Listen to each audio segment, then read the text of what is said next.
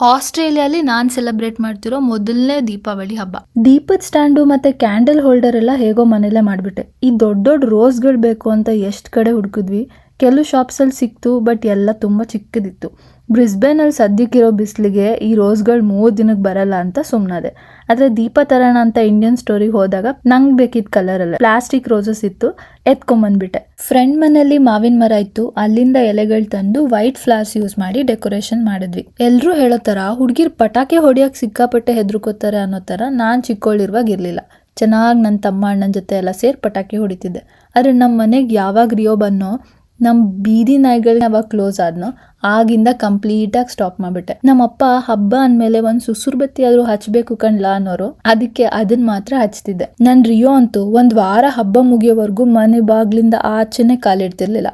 Bed ಕೆಳಗ್ ಹೋಗಿ ತೂರ್ಕೊಂಡಿರೋನು. ಪಟಾಕಿ ಸೌಂಡ್ ಎಲ್ಲ ಕಮ್ಮಿ ಆದ್ಮೇಲೆ ಆಚೆ ಬಂದು ಊಟ ಮಾಡ್ತಿದ್ದ. ನಾನು ಆಸ್ಟ್ರೇಲಿಯಲ್ಲಿ ಇರೋದ್ರಿಂದ ಸೌಂಡ್ ಇಲ್ದೆ ಇರೋದಕ್ಕೆ ದೀಪಾವಳಿ ಅಂತಾನೆ ಅನ್ಸ್ತಿಲ್ಲ. ನಮ್ಮಮ್ಮ ಕಾಲ್ ಮಾಡಿ ಮಾತಾಡುವಾಗ ಅಲ್ಲೂ ಡಾಮ್ ಡೂಮ್ ಅಂತ ಸೌಂಡು. ಇದೇ ಮೊದಲನೇ ವರ್ಷ ಎಲ್ಲ ಹಬ್ಬನು ಮನೆಯಿಂದ ಇಷ್ಟು ದೂರದಲ್ಲಿ ಮಾಡ್ತಿರೋದು.